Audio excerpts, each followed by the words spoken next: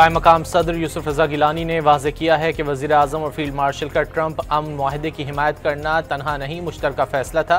पाकिस्तान ने मुआहदे में मुस्लिम दोस्त ममालिक का साथ दिया।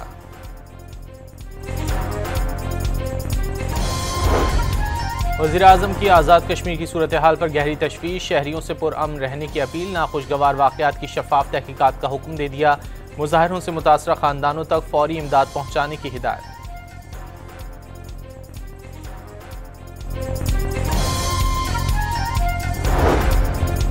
वज़ीर दाखिला मोहसिन नकवी ने आज़ाद कश्मीर की सूरत हाल पर आज इस्लामाबाद में अहम इजलास तलब कर लिया। आज़ाद कश्मीर में वज़ारत दाखिला के किरदार पर गौर होगा।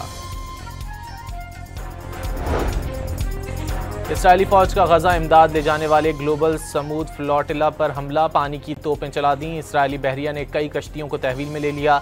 सवार अफराद को हिरासत में लेकर इसराइली पोर्ट मुंतकिल कर दिया। हिरासत में लिए गए अफराद में मारूफ स्वीडिश माहौलियाती कारकुन ग्रेटा थुनबर्ग भी शामिल। ग्लोबल समूद फ्लोटिला पर हमले के खिलाफ दुनिया भर में लोग सड़कों पर निकल आए। इस्तांबुल में अमरीकी और इसराइली कौंसल खानों के बाहर एहतजाज।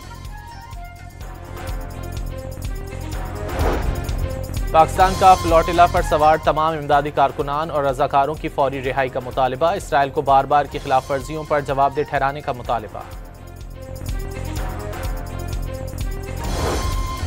बानी पीटीआई ने वज़ीर आला खैबर पख्तूनख्वा अली अमीन गंडापुर को आज अडियाला जेल तलब कर लिया। पार्टी मामलात पर नई हिकमत अमली देंगे।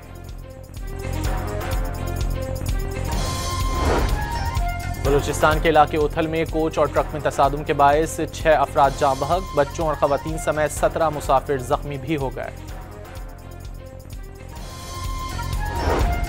सिंध में आज रात से कल तक बारिश की पेशगोई। खैबर पख्तूनख्वा, इस्लामाबाद और पंजाब में बारिश और यालाबारी का इम्कान। कश्मीर और गिलगित बल्तिस्तान में बर्फबारी भी मुतवक्के है।